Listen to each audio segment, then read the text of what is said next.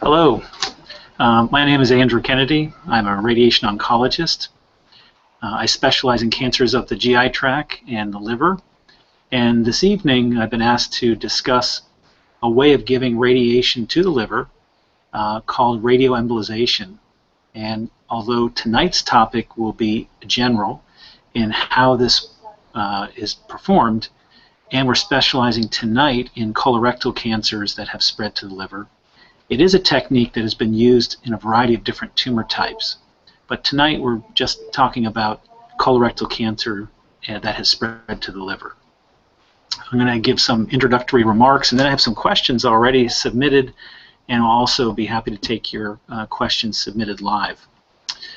First, let me say that radiation therapy for cancers of the colon and rectum that have spread to the liver are limited to two types. And those are the type of radiation that you would give externally, and many patients have had that kind of radiation before. You lie on a table and a machine moves around you, and you receive radiation for a few minutes each day. And that's a very normal and very good way of getting radiation to the rectum or the pelvis or to some colon tumors elsewhere. It's not always a good approach for the liver. And that's because the liver is fairly sensitive to radiation, such that the amount of radiation that we would deliver to kill a tumor in the liver far exceeds the tolerance of the normal liver. So we do have some special ways of delivering external radiation to the liver that I'm going to talk about. The majority of patients that have tumors in the liver that have spread from the colon or rectum, we call those metastases, are candidates for a treatment called radioembolization, which is internal radiation. So it differs from what I just described from the outside in that the radiation is implanted permanently inside the liver in the tumors themselves. And that is a general category called brachytherapy. Some of you may know brachytherapy because a family member has had that for uterine cervix cancer or prostate cancer, where radiation is either temporarily or permanently put inside the body into a tumor or next to a tumor.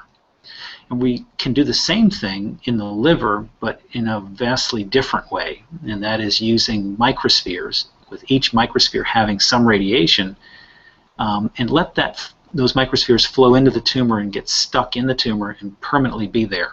And then they release radiation over time. It takes about 2 weeks for the radiation to be exhausted from the microspheres. So first let me give you a little bit of discussion about the types of radiation we use. The machines that give radiation from the outside, external beam radiation, deliver the radiation as something called a photon. Now a photon is a type of radiation that carries energy, but it doesn't have any weight to it. It's not a particle, it's a wavelength. The internal radiation that we're going to talk about is different because it is a type of radiation that does have some weight to it. So it's a particle, and that particle also has a charge. So that means the radiation will only go a short distance into tissue, and in the case of the liver, it's about 1/4 of an inch from the actual microsphere. And then the radiation will pretty much stop. So there's two main differences here: the type of outside radiation that we can give to the liver in a special way, and that's a photon energy, and that will pass through the body and into the floor and penetrate several feet of concrete. The internal radiation is permanently embedded in the tumor, but it only goes about 1/4 of an inch from where it embeds, and so it protects the normal liver in a different way because it's a different type of radiation. The radiation that we use is very different in its intensity when we're trying to kill tumors than the type of radiation that you've received when you had a CT scan or a plain X-ray or a PET scan. Those are diagnostic scans, and so the amount of radiation is very low and the type of radiation is very weak so that it doesn't damage cells. But what we're talking about this evening is a tumor that is receiving a high amount of radiation that's different from the scans that you've had. And the reason I mention this is some patients are concerned from all the CT scans they've had, and then we talk about adding a lot more radiation internally. But we know how to do that carefully and limit the radiation just to the tumor. So switch gears now to the outside radiation, which we call external beam radiation. There are various ways of delivering external beam radiation to the tumor in the liver and protecting the normal liver from being damaged. The main way that's done around the United States and in Europe is to do something called stereotactic body radiotherapy, or SBRT.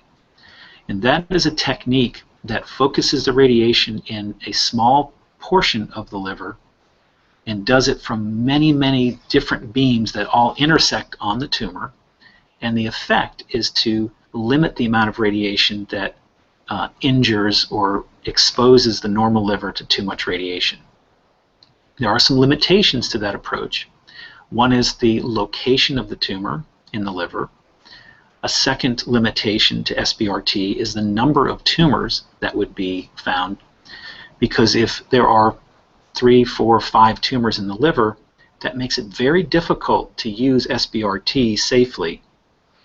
And so when you're being evaluated for potential radiation to the liver, radiation oncologists will be very careful to know where each tumor is in the liver, not only for its location, but for its size, and also what that would mean to multiple different treatment approaches from the outside in relation to hurting your liver. But SBRT does have some very good results in some early clinical trials. So when it is applied in the way we know is very safe, the injuries to the liver are very small and patients are benefited. So for instance, a patient whose tumor has spread from the colon or rectum to the liver, and it may or may not be responding to chemotherapy very well, they may be a candidate for SBRT if there's only 1 or 2 tumors, and if those tumors are not very large, and if they're in different locations in the liver, that might be a perfect situation to consider SBRT. I should point out that the best results from removing tumors from livers has been surgery, but unfortunately 20% or so of patients are the only ones eligible to have surgery that would be of curative intent. And colon and rectal cancers that spread to the liver do have a chance of cure, which is different than other tumor types where when it spreads outside of the organ we can't cure patients. But there is a special set of patients with colon and rectal cancers that have spread to the liver that if they're able to have curative surgery by removing a portion of their liver, they can have cure. It is yet to be seen whether applying SBRT or internal radiation can give the same curative approach as surgery.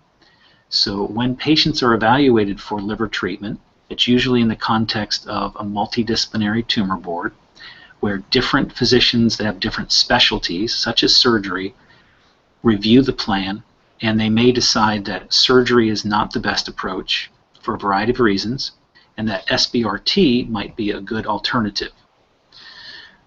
Typically, SBRT is a short course of radiation compared to non-SBRT. So if you are a patient that received pelvic radiation for rectal cancer, you probably had 28 individual treatments over 5.5 weeks.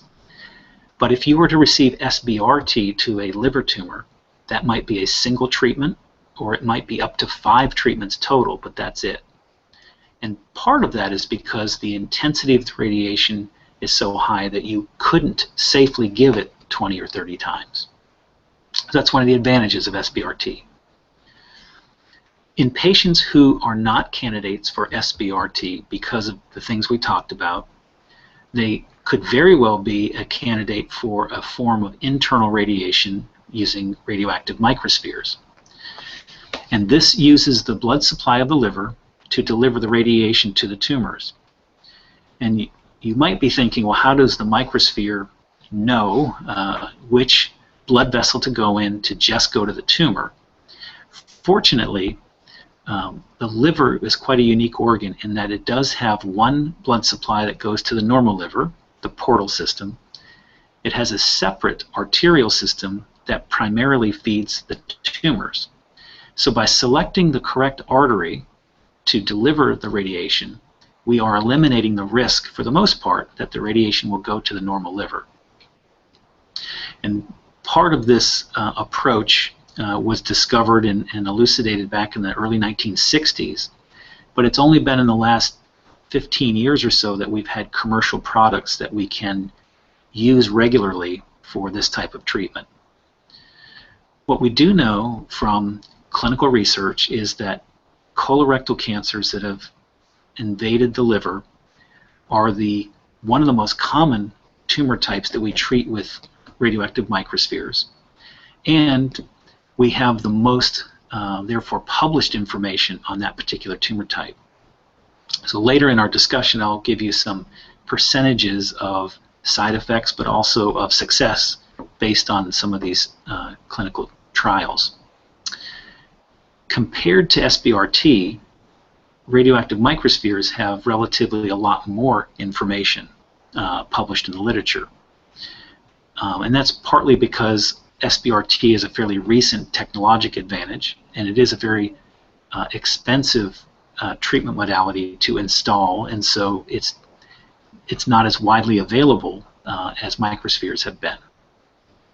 So the selection of a patient for SBRT may be that there are too many tumors or too large of tumors, etc.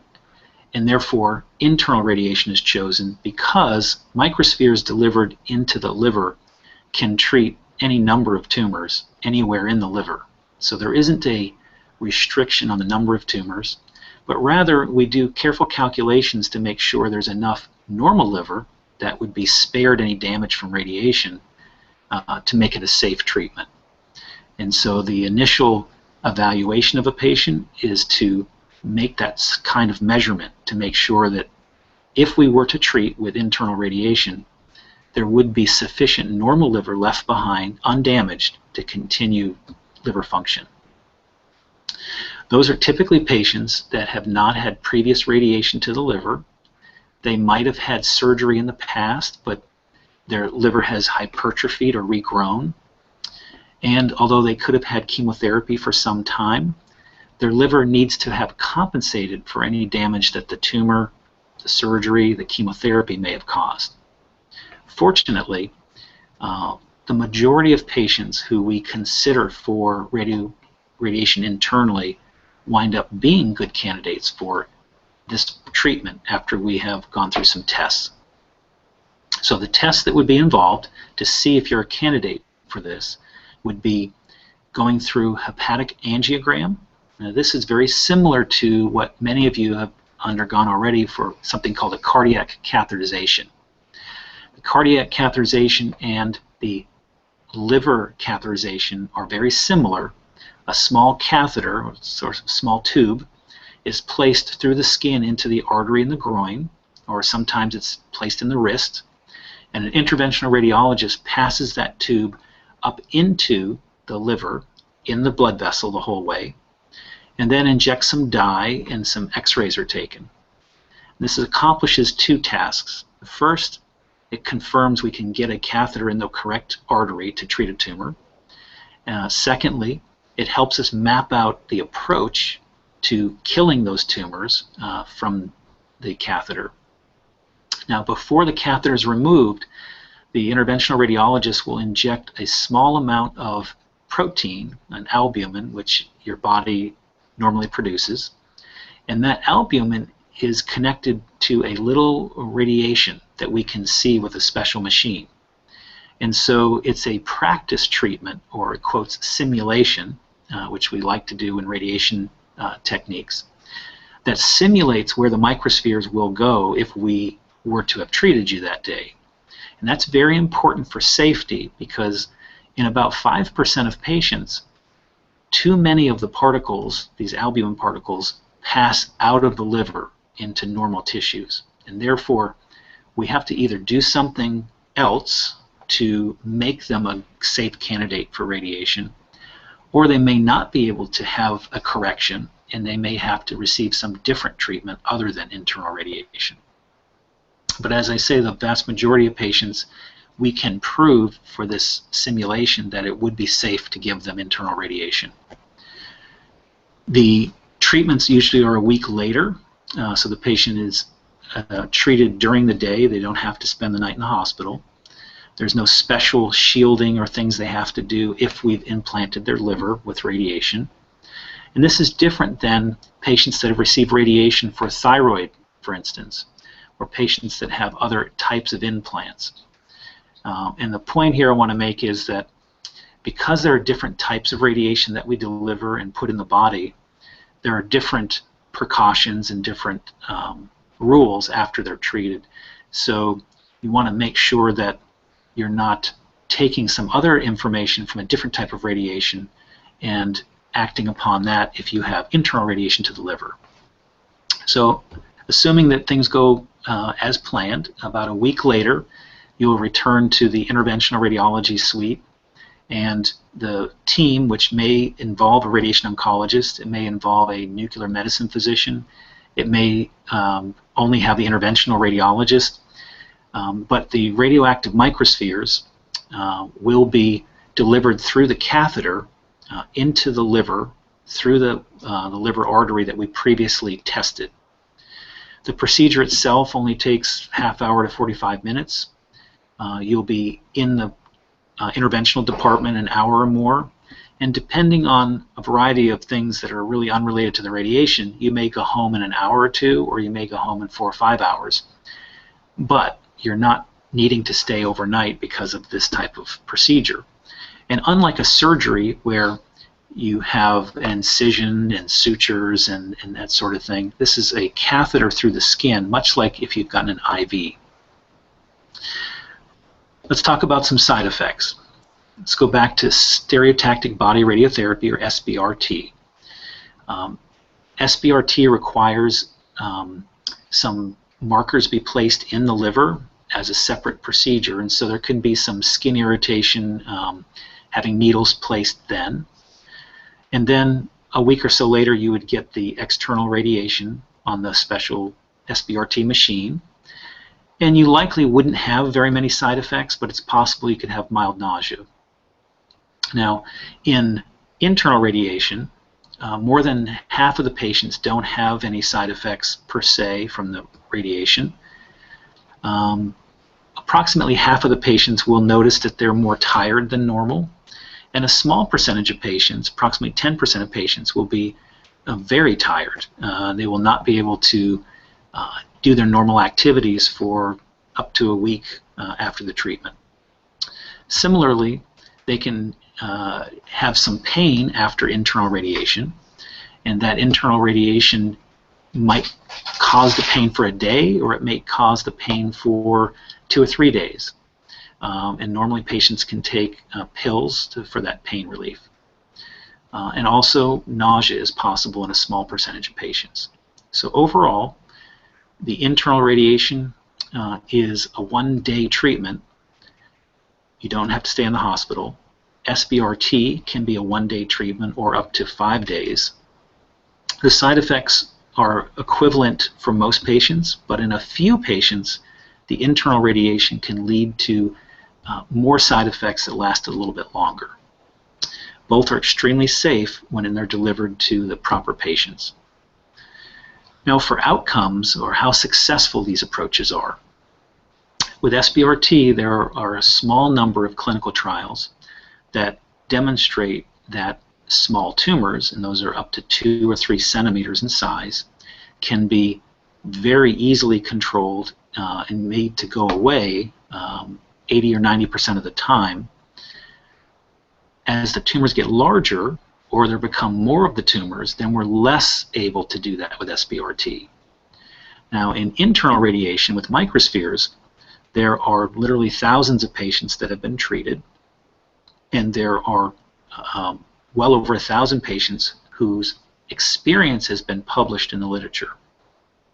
The outcome is mostly what we know of in patients who have had first or perhaps second lines of chemotherapy, and then they went on to have internal radiation. In that subset of patients, those are patients that have been told by their doctor that we've gone through the most common chemotherapy and the second most kind of chemotherapy, then they come for liver-directed radiation, that approximately 50% of the time we do affect good control of the tumors in the liver. In a very small group of patients, and it's about 15%, we dramatically reduce the tumors, and some may even go away. But that still means that almost 50% of the patients were unsure how successful we've been, or the tumors have grown through the type of radiation.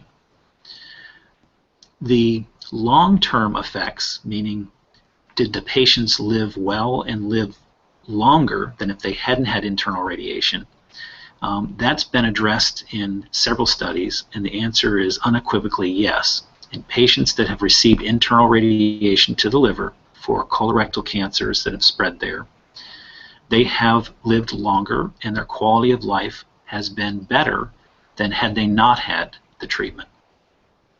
We don't have similar information for SBRT yet, and those trials are ongoing.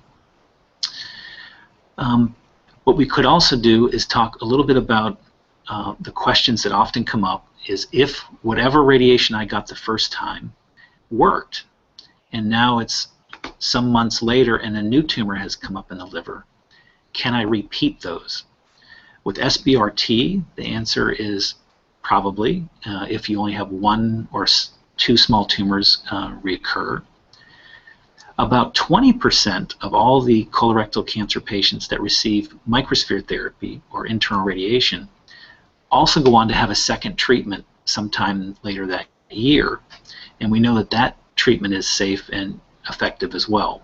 And in fact, there are well-published situations where patients have received 3 and even 4 different treatments with microspheres to the liver for metastatic colon and rectal cancers. The question that sometimes comes up is, should we give chemotherapy with the radiation, whether it's SBRT or microspheres? That's a difficult question to answer for all occasions. However, the clinical research for internal radiation has typically also given chemotherapy with the radiation in what we call the prospective studies, and those are studies that have the most importance, where patients were treated according to a plan, a clinical trial from the start, and they got chemotherapy and internal radiation. But there's also a very large amount of information in these same patients that chemotherapy was not given at the same time as radiation, and mostly because those patients were coming to get radiation because the chemotherapy wasn't working. So presently, you can receive the internal radiation without chemotherapy, or you can receive it with chemotherapy, and they appear to both have benefit. There are very large clinical trials that are in the process of being completed where internal radiation is given at the very beginning of treatment for colorectal cancer liver metastases. It'll probably be another 2 years before we get the first publications about that. And in SBRT, there are trials ongoing where that is being tested as well, but they have not been completed.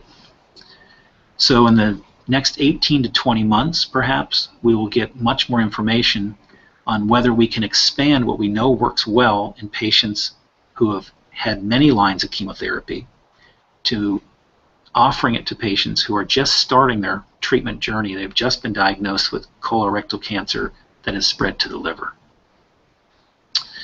That concludes the discussion of what types of radiation we want to cover this evening. And I'm going to just answer a few questions that have already been submitted and some additional questions that might have come in. First question is, what is the recovery time to normal functionality after treatment? For SBRT, It may be there's very little or no downtime after the treatment. For internal radiation using microspheres, about half the patients will have some fatigue, which may or may not alter their activity levels, but they'll notice it. And so their recovery period might be a day or two. There is a group of patients with microsphere therapy that do have to take some time off because they are very tired. They could have some pain and nausea. And so in general, I would say that with radioactive microspheres, I tend to mention to my patients they may not want to have to do anything for the first week after treatment in case they have some of those side effects. There are some fairly uncommon side effects that can come up, such as receiving radiation and getting an ulcer in the stomach. If that is the case, and that happens less than 2% of the time, that can extend your recovery period many weeks until the ulcer heals.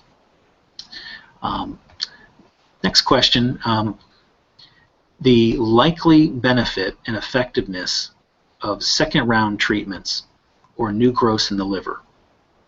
So let me back up a little bit and say the standard of care for colorectal cancers that spread to the liver is first decide, is it something that meets the criteria for having an operation, curative intent to remove the tumor from the liver. If that is a no, chemotherapy is generally given before or after any potential surgery would have been done. And so first-line chemotherapy is judged to be the most effective, and it's that way with any cancer therapy. The first thing you give is often the most effective. So going to second-line therapy, so there's a number of cycles of the first chemotherapy regimen. If there's not a good response, then second-line treatment is given. Now, it's possible that the second-line treatment will work better, but statistically speaking, it generally doesn't work quite as well as whatever you gave first. Now, that second-line treatment, there's a lot of research ongoing on whether that might be the best time to augment the chemotherapy by adding radiation either internally or externally to the liver. And those would be patients with colorectal cancers for which most of their tumor is in their liver. And that's really the danger that they have, is if there's not a lot of tumor outside the liver, and the liver is such a critical organ, then their survival and what we should be focusing on is controlling the tumors in the liver. And so sometimes that is second-line chemotherapy with something else like internal radiation. The next question, how many metastases in the liver can be treated with internal radiation? Sometimes it's really hard to count the number of tumors, but generally there's no limit to the number that we can treat in the liver, unlike SBRT and unlike surgery. However, it could be one large tumor, or it could be a dozen smaller tumors. The key point isn't the number of tumors, but as I mentioned before, the amount of normal liver that is preserved. And so you can have 25 small tumors, and that might be a perfectly fine candidate for internal radiation. But there needs to be a portion of the liver that is not going to get radiation that doesn't have tumor in it. So it's not so much the number, but the size and location of the tumors. One of the patients has sent in a question about they have a single metastasis in the liver, and should they consider surgery? So that's an excellent question.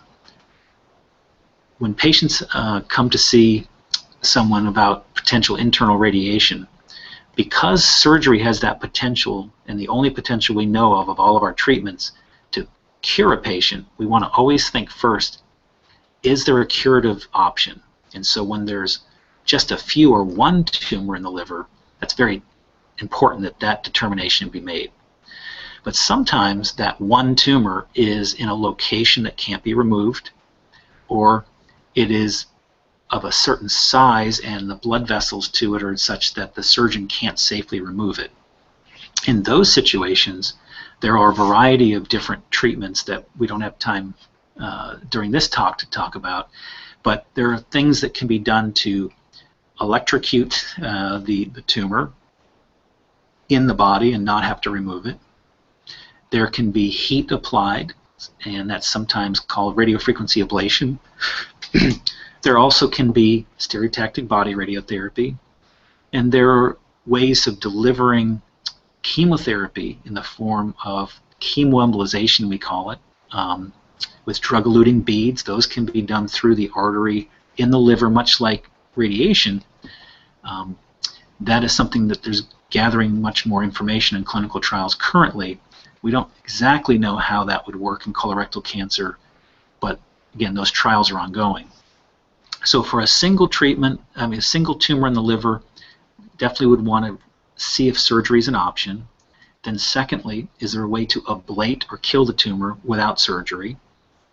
And then thirdly, is there a way to control it by delivering something to that area that keeps it from growing and keeps it from hurting the patient, but we know we can't cure the patient at that point.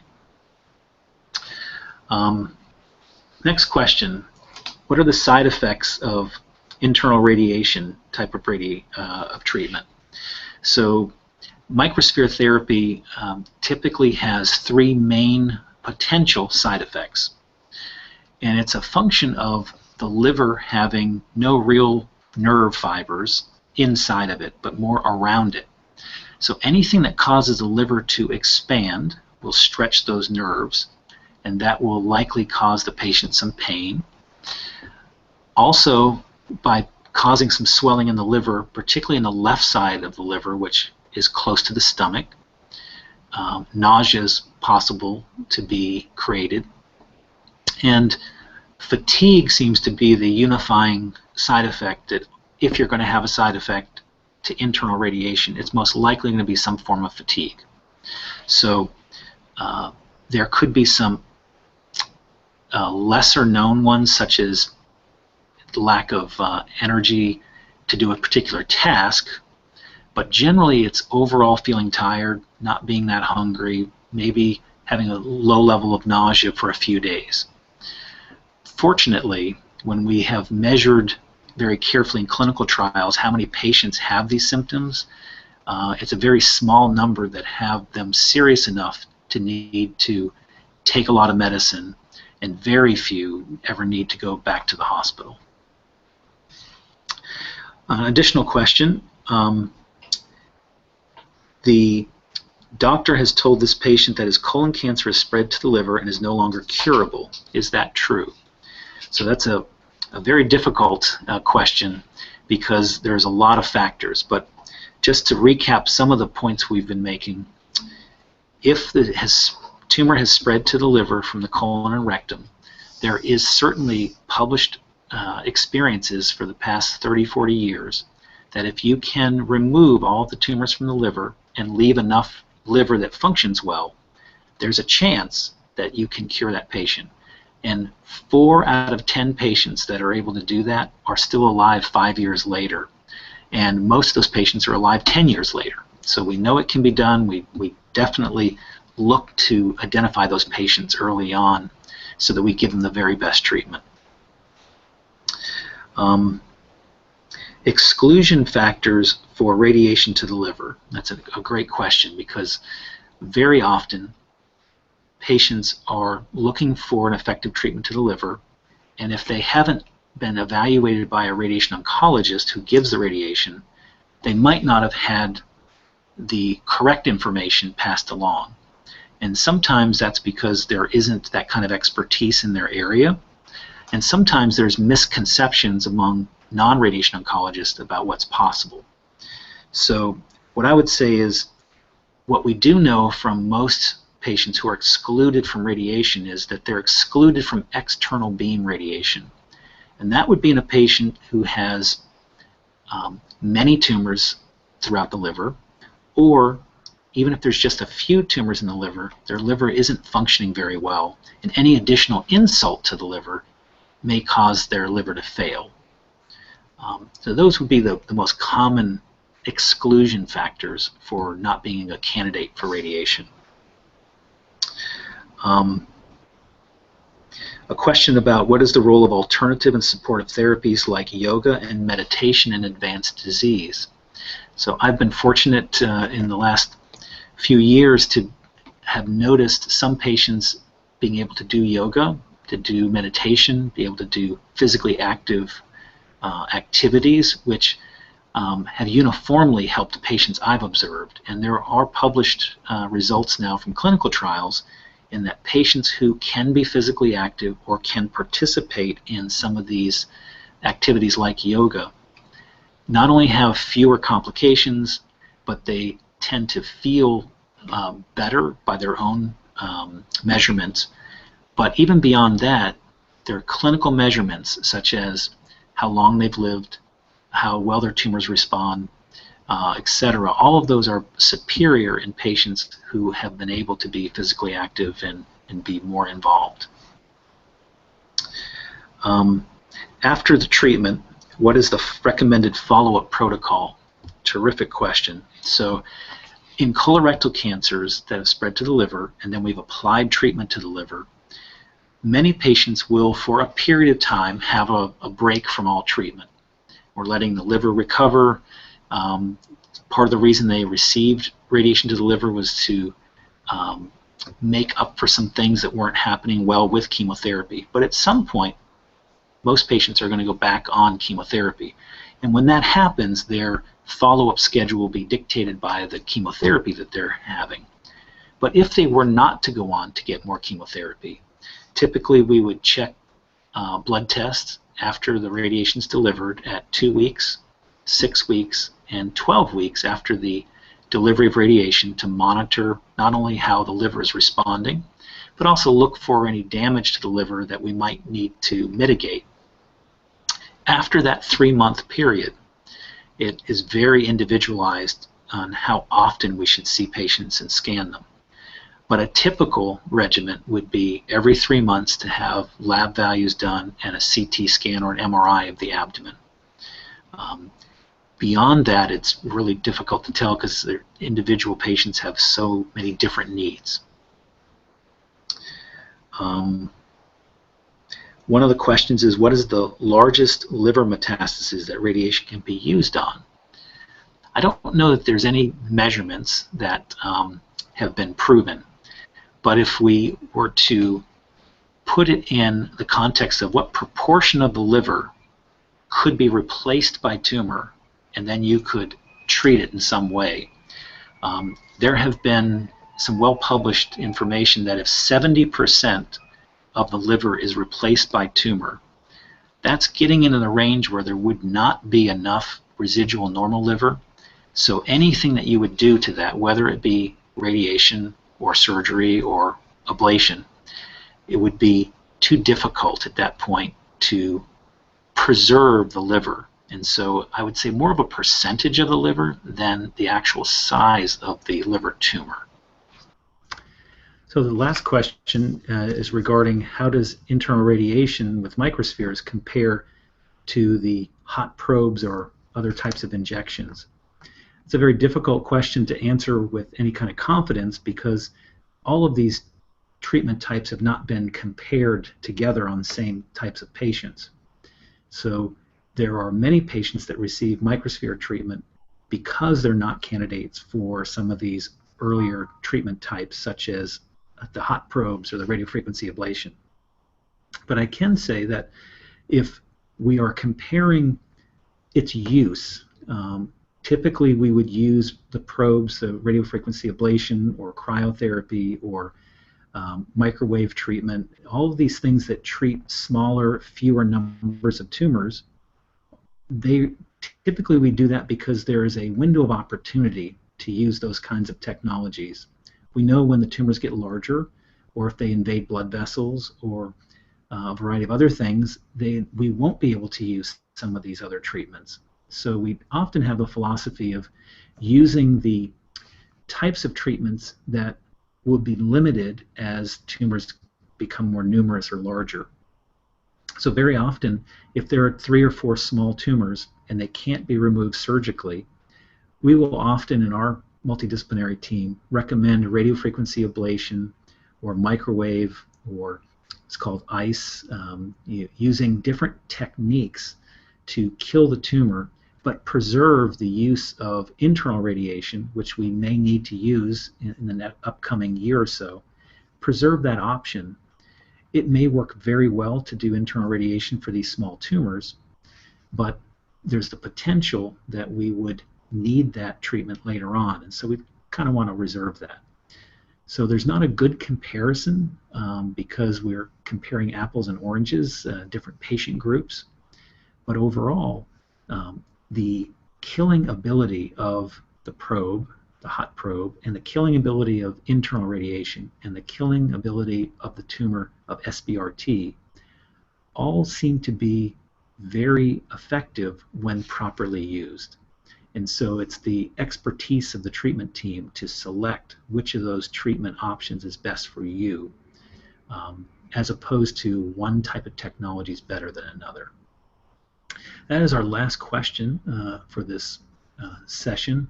Thank you very much for tuning in, and thank you for showing an interest in educating yourself and your family members on this important topic of colorectal cancer metastases in the liver being treated with radiation.